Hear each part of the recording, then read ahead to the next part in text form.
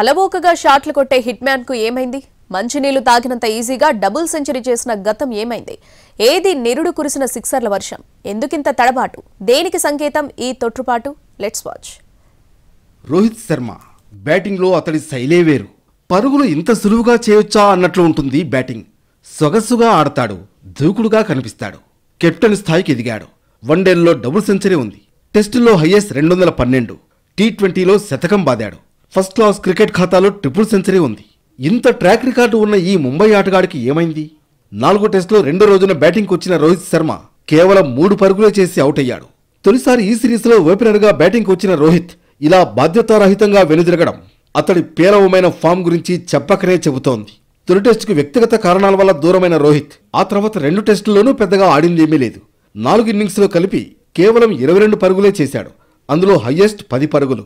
ఇప్పుడు మెల్బోర్న్లో మరోసారి ఇలా చెత్త షాట్ ఆడి భారత జట్టు మొదట్లోనే ప్రమాదంలో పడేశాడు.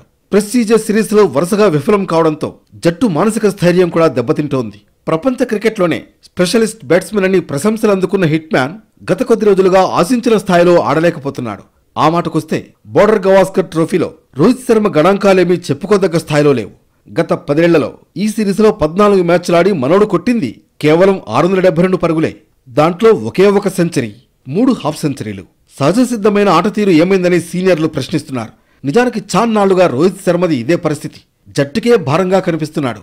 ఈ సంకేతం ఎటు దారి తీయబోతోంది? రిటైర్ అవుతాడా? రిట్రీవ్ అవుతాడా? అభిమానుల్లో ఇదే చర్చ నడుస్తోంది.